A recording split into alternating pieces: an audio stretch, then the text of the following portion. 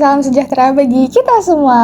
Nah, pada kesempatan kali ini di podcast ini kita tuh akan membahas tentang peran mahasiswa dalam penggunaan bahasa Indonesia yang baik, benar, dan santun di lingkungan akademik maupun di kehidupan sehari-hari.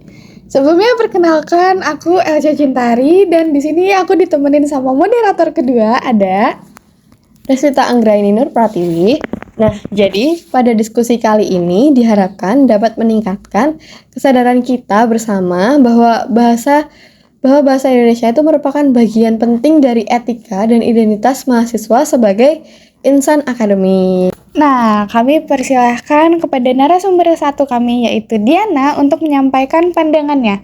Mengapa bahasa Indonesia itu penting bagi mahasiswa? Terima kasih atas kesempatan yang sudah diberikan. Nah, kali ini aku akan menyampaikan pendapatku mengapa sih bahasa Indonesia itu sangat-sangat penting bagi mahasiswa. Fungsi bahasa Indonesia sendiri itu bisa digunakan sebagai sarana utama dalam kegiatan akademik. Nah, melalui penggunaan bahasa yang baik dan juga benar, mahasiswa dapat menyampaikan pemikiran secara jelas, sistematis, dan juga bertanggung jawab. Kenapa aku bisa tahu itu? Karena aku sempat baca dari beberapa sumber dan juga aku sempat mendengarkan dari beberapa channel YouTube. Salah satunya itu dari channel YouTube Bapak Rohmadi. Dalam channel Bapak Rohmadi ini, beliau menjelaskan tentang seberapa pentingnya penggunaan bahasa Indonesia dalam kehidupan sehari-hari, terutama kehidupan kita sebagai seorang mahasiswa. Baik, selanjutnya untuk narasumber Dauna, bagaimana hubungan antara bahasa dan sikap mahasiswa menurut Anda pribadi? Cara mahasiswa berbahasa mencerminkan sikap dan etikanya loh. Bahasa yang santun menunjukkan adanya rasa hormat terhadap dosen, sama mahasiswa, dan juga masyarakat. Nah, Nui, kita sekarang ada Nui nih. Bagaimana cara mahasiswa itu menggunakan bahasa Indonesia tapi di antara sesama mahasiswa gitu? Mahasiswa itu sering menggunakan bahasa yang santai dalam keseharian dan itu tuh wajar. Namun dalam situasi akademik atau resmi, seharusnya mahasiswa itu tetap mampu menggunakan bahasa yang sesuai dengan kaidahnya. Selanjutnya, untuk Fatimah, bagaimana pentingnya menyesuaikan bahasa dengan situasi komunikasi saat ini? Kalau menurutku, kemampuan menyesuaikan bahasa dengan konteksnya bagi mahasiswa itu sangat amat penting ya. Karena itu merupakan bagian dari kompetensi berbahasa kan. Jadi sebagai mahasiswa pun perlu paham dan perlu tahu tempat ataupun tahu waktu kapan penggunaan bahasa informal dan kapan penggunaan bahasa formal. Supaya kita itu pesannya dapat tersampaikan dengan tepat dan tidak menimbulkan kesalahpahaman dengan pihak lainnya gitu. Kan gak lucu kalau misalnya di acara yang formal kita menggunakan bahasa informal, malah jatuhnya kelihatan seperti tidak menghargai pihak lain. Begitu juga sebaliknya di acara yang informal kita menggunakan bahasa yang terlalu formal, itu malah terlihat kitanya terlalu kaku atau tidak adaptif dengan kondisi sekitar seperti itu. Nah, aku juga akan menanyakan satu pertanyaan nih. Menurut kalian, siapa aja boleh jawab, apa sih tantangan utama sebagai mahasiswa dalam menggunakan bahasa Indonesia? Apalagi banyak juga yang menggunakan bahasa Indonesia tuh secara digital kan, gak cuma kita ngomong aja gitu. Kalau ditanya tantangan sih sebetulnya nggak terlalu banyak sih ya.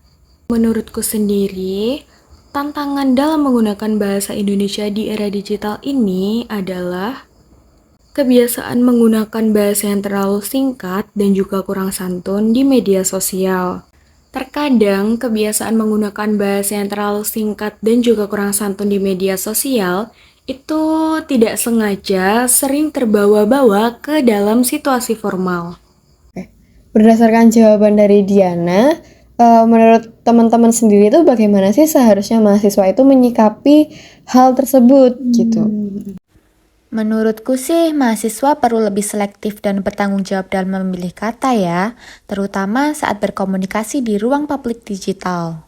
Tentu secara jawaban tadi oke banget ya. Nah, kita lanjut lagi ke apa sih manfaatnya yang diperoleh gitu oleh mahasiswa kalau mahasiswa tuh membiasakan diri untuk berbahasa secara santun gitu ya. Kalau misalnya mahasiswa itu terbiasa untuk menggunakan bahasa yang santun, maka hal itu akan menciptakan suasana kampus itu lebih kondusif dan saling menghargai gitu. Baik, dari pendapat Nui, jadi apakah dari teman-teman sendiri tuh hal tersebut juga berpengaruh terhadap citra mahasiswa? Tentunya, karena mahasiswa yang berbahasa dengan baik, lalu benar, dan santun akan dipandang oleh orang lain tuh lebih profesional dan beretika. Nah, mereka juga ngelihat mahasiswa tersebut itu mampu mencerminkan identitas mahasiswa sebagai insan akademik. Jadi, seperti contohnya, mahasiswa yang menjelaskan atau berpresentasi di depan kelas. Nah, jikalau mahasiswa tersebut menggunakan bahasa yang baik, benar, dan runtut, kita sebagai pendengar pun tidak akan merasa bosan dan malah tertarik dengan topik pembicaraan yang dibawa oleh mahasiswa tersebut. Oleh sebab itu, bahasa yang baik dan benar itu sangat berpengaruh nih terhadap citra mahasiswa. Oke deh, narasumber sekalian, terima kasih ya udah bergabung. Nah, sekarang sebagai penutup, kami persilahkan para narasumber ini untuk menyampaikan pesan singkat ya. Mari kita jadikan bahasa Indonesia sebagai sarana komunikasi akademik yang bermartabat.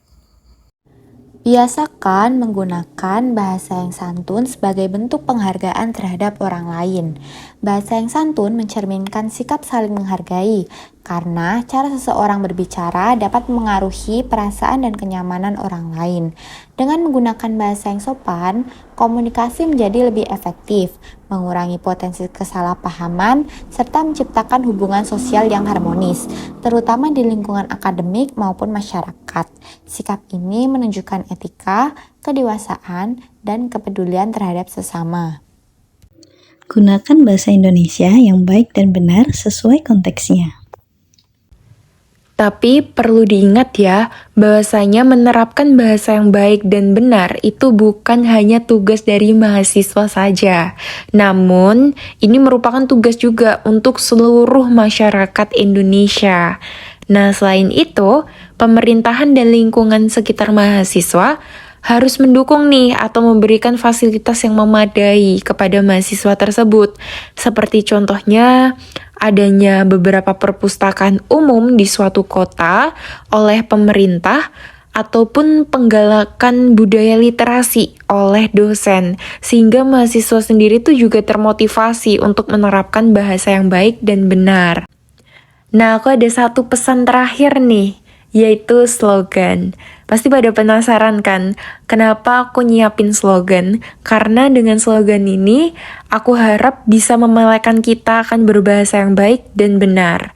Nah, slogannya itu berbunyi, bahasaku, cerminanku.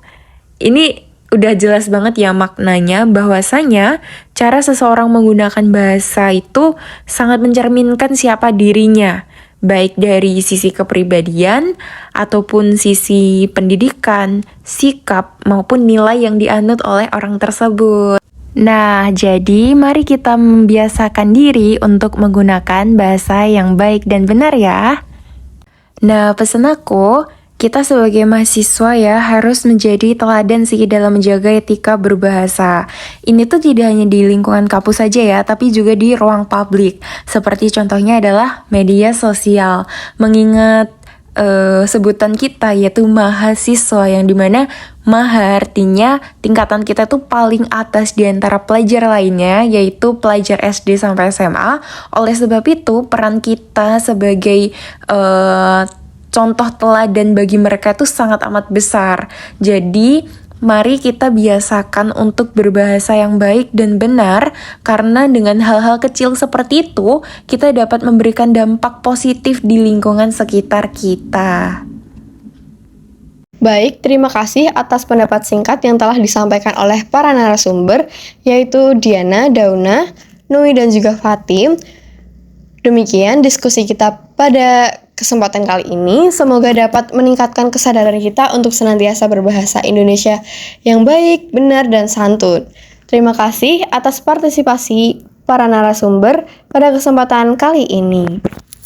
Nah, kita sudah sampai pada penghujung. Kami moderator pamit undur diri. Aku Elsha.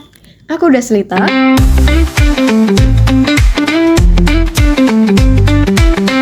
Kepo nggak sih tentang kelanjutannya? Nah, bagi yang mau tahu lebih lanjut, kalian bisa simak video berikut ini.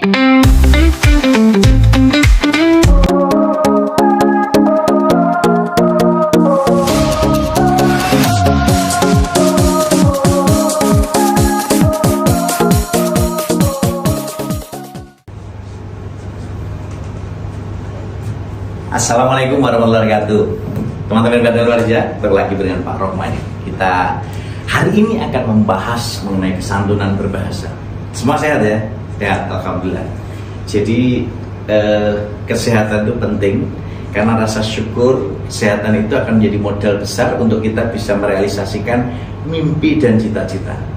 Selalu saya katakan pada kalian semua, ya, anak-anakku yang badan luar biasa, teman-temanku yang Jos Gadospol, bahwa belajar pragmatik itu harus kita tunjukkan dengan semangat senyum 228. 2 cm ke kiri, 2 cm ke kanan, 8 detik mengembang. Nah, oke, teman-teman yang luar biasa, kalau kemarin kita sudah bincang mengenai tindak tutur. Tindak tutur ada prinsip kesantunan, ada implikatur, ada peranggapan, ada tek, kotek, dan konteks, ada penutur, lawan tutur, dan partisipan. Hari ini kita bincang masalah kesantunan berbahasa. Sugeng sonten, Mbah. Selamat siang, Mbah. Selamat sore, Ibu, Bapak. Nah, ini kesantunan ketika bertutur dengan sapaan. Maka selalu saya katakan, jadilah orang yang menyapa lebih dahulu ketika bertemu dengan orang lain. Halo Mas Mehmet, ya, senyumnya Jos Gandos ya. Halo Mas Habib. Wah, ini kita menjadi seorang penyapa, ini menjadi salah satu bagian ketika kita ingin menyapa orang lain. Karena dengan menyapa kita akan mendapatkan. Saya menyapa Mas Mehmet, halo Mas Mehmet. Nah, saya dapat senyuman dari Mas Mehmet. Kenapa? Saya memberi senyuman. Nah, ini bagian dari ekspresi kesantunan. Salah satu kesantunan itu ketika berbincang dengan orang lain, dengarkan, simak tuturannya, lalu berikan respon baik. Wih, keren, top Marco, top, luar biasa. Ketika kita menyampaikan itu semua juga bukan berarti sanjungan yang hanya dalam bentuk lahiriah, tapi harus tulus dari batin, dan itu akan nampak dari wajah kita loh, dan keikhlasan, ikhlas dari lahir dan batin ya.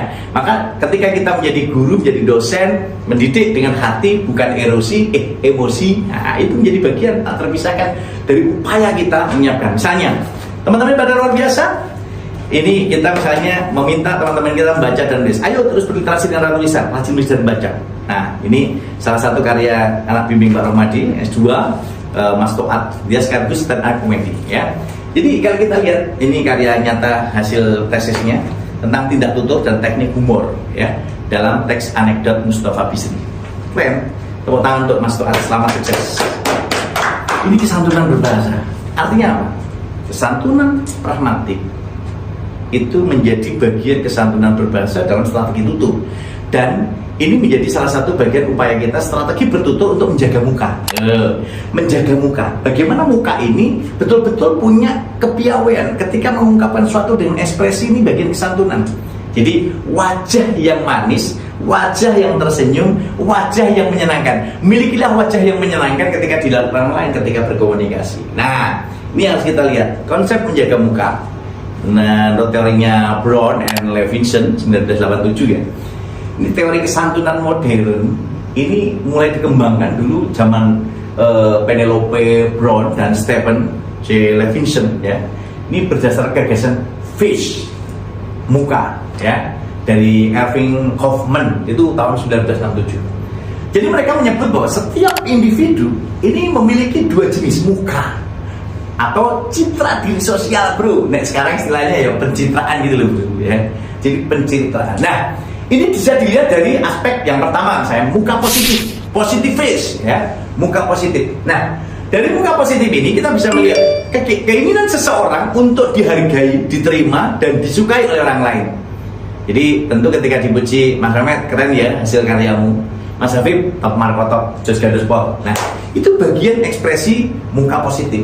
Coba kalau kita lihat yang kedua, negatif face atau muka negatif. Jadi keinginan seseorang untuk bebas bertindak dan tidak dipaksa oleh orang lain. Jadi ketika orang lain menginginkan untuk dihargai privasinya. Nah, ini misalnya jangan ganggu aku dong. Nah, jangan ganggu aku dong.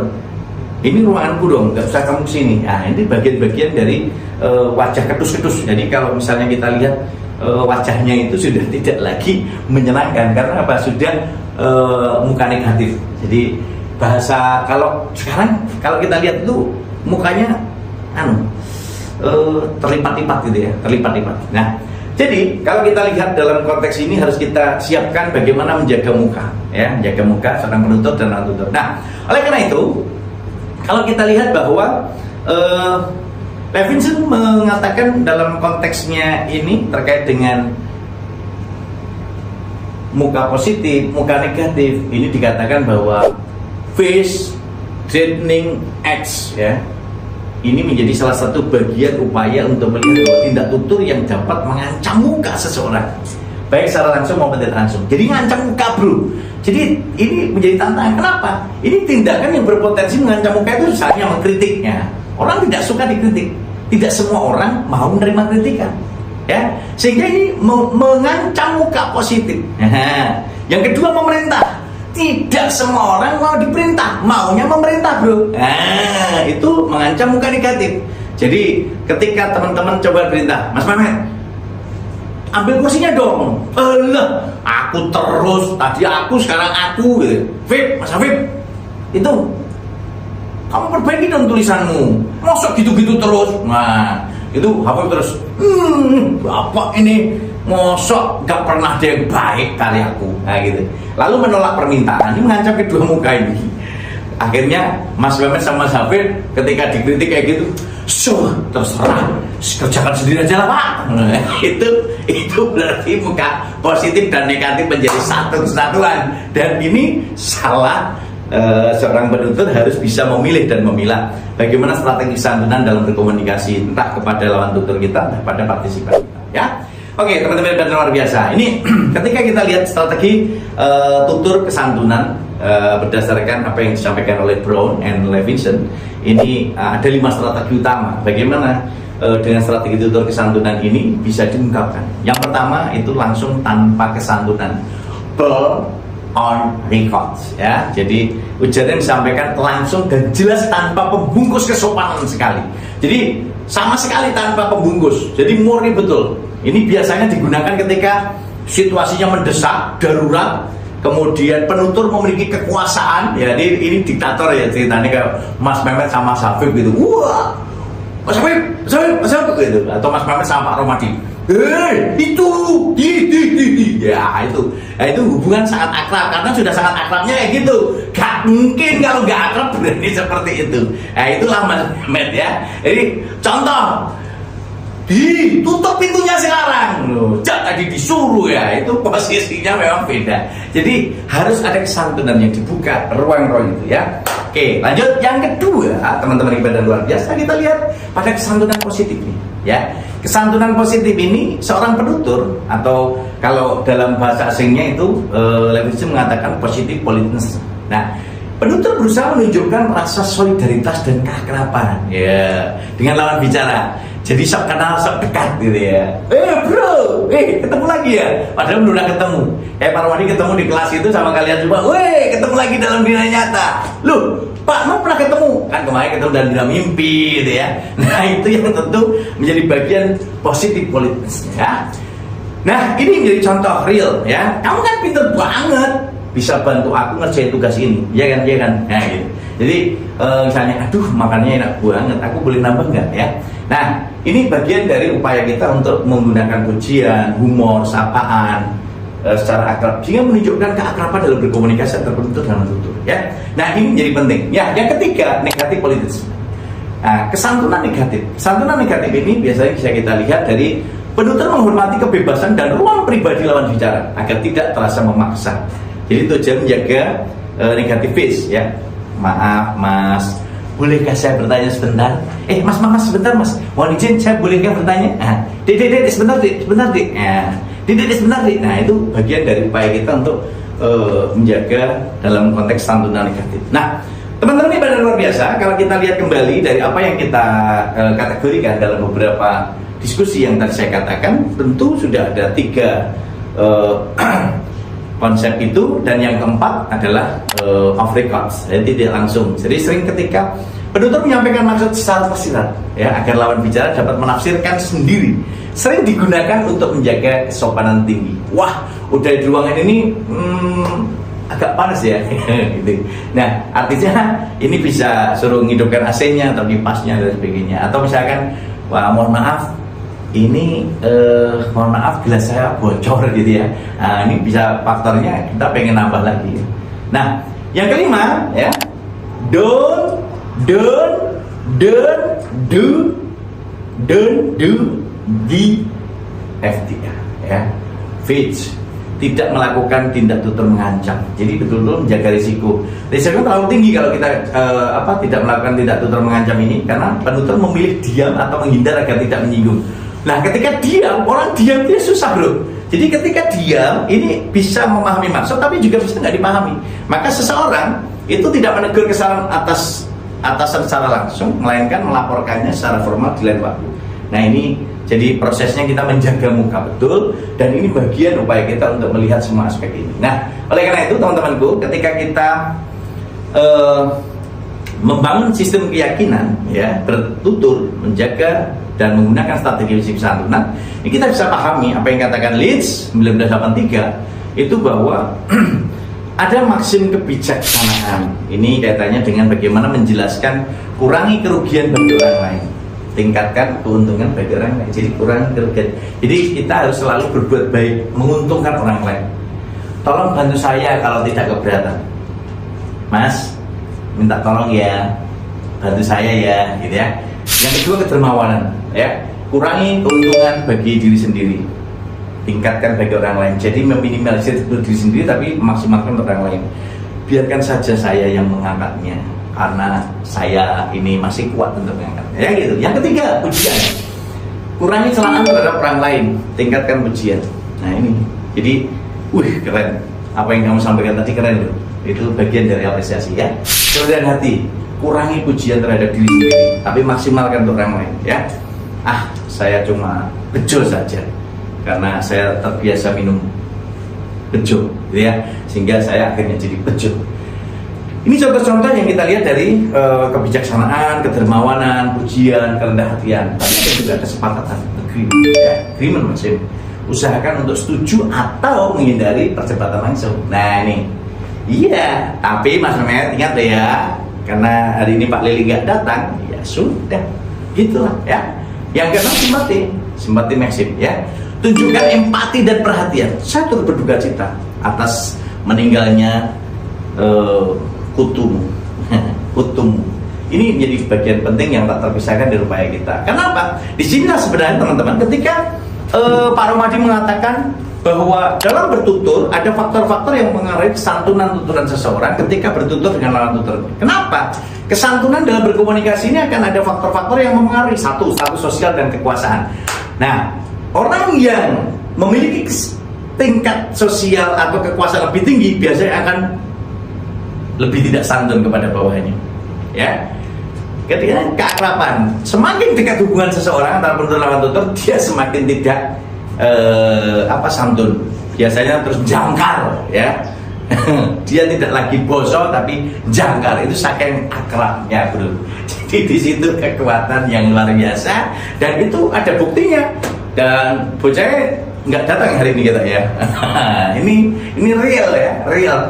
Jadi teman-teman semakin akrab kan betul-betul just gadas kual gitu ya. Yang ketiga, tingkat ancaman ya, tingkat seberapa serius dampak dari tindak tutur itu. Jadi kalau tuturannya akan mengancam dirinya ya dia akan disantun. Jadi ketika mohon maaf Bapak mohon izin Tadi tidak sengaja saya melakukan itu, tapi memang mohon diizinkan, ini demi kebaikan semuanya, lancar semuanya ya. Teman-teman ibadah luar biasa, dari faktor-faktor ini dikatakan oleh Brown dan Levinson itu menulis bahwa begini, semakin besar jarak sosial, ya, semakin besar jarak sosial, semakin tinggi kekuasaan dan semakin besar ancaman, maka semakin sopan strategi yang digunakan. Oleh karena itu, teman-teman ibadah luar biasa, harusnya seluruh masyarakat Indonesia harus belajar pragmatik agar tidak mengumbar ujaran kebencian di media sosial, agar tidak melakukan penyakitan, tidak menyakiti orang lain dengan kata-kata. Jadi prinsipnya, kalau tidak mau disakiti, jangan menyakiti. Kalau tidak mau dilecehkan, jangan pernah melecehkan. Kalau tidak mau dibenci, jangan membenci. Dan disinilah secara keseluruhan di Indonesia harus kita pahami kesantunan dalam konteks budaya Indonesia. Orang Indonesia, orang Timur, maka harus bisa memanusiakan manusia dengan kebinekaan. Di 38 provinsi kita bisa menyesuaikan bagaimana menyebut orang Jawa dengan bapak, ibu, mbah, mas, kemudian kata permohonan tolong, mohon maaf, ucapan mohon maaf, terima kasih, itu dalam semua konteks sosial dengan semua ragam-ragam bahasa daerahnya yang variatif. Ini menjadi salah satu keinginan kebersamaan kita agar kita orang Indonesia selalu jos gandospol, selalu ramah, selalu menyenangkan ketika bertutur, ketika berkomunikasi, dan itu wujud pemahaman pragmatik, wujud penguatan pragmatik. Sehingga kalau kita lihat semua aspek-aspek pragmatik dalam komunikasi kita, tentu ini akan bisa kita lihat fungsi kesantunan dalam berkomunikasi ketika kita lihat dalam perspektif pragmatik. Yang pertama, jelas menjaga hubungan yang harmonis. Yang kedua, ini menghindari konflik dan kesalahpahaman. Saya kira sudah saatnya seluruh masyarakat Indonesia berhenti saling mengumbar kebencian, mencaci maki. Kita harus satu padu, bergotong royong, bangun Indonesia bersama-sama. Kita tunjukkan bahwa kita adalah seluruh keluarga, satu keluarga Indonesia. Dan itulah wujud komunikasi interpersonal yang bagus tanpa membeda-bedakan satu dengan yang lain, dan itu wujud kenyataan yang kita realisasikan dalam pengembangan diri kita sing jos gandospol bersama-sama ketika kita belajar pragmatik untuk selalu manusiakan manusia. Dan kita semua berasal dari berbagai wilayah dan daerah yang berbeda-beda, namun tetap bersemangat untuk belajar bersama, dan sinergisitas yang kita bangun ini bagi seluruh rakyat Indonesia. Pragmatik, jos gandospol.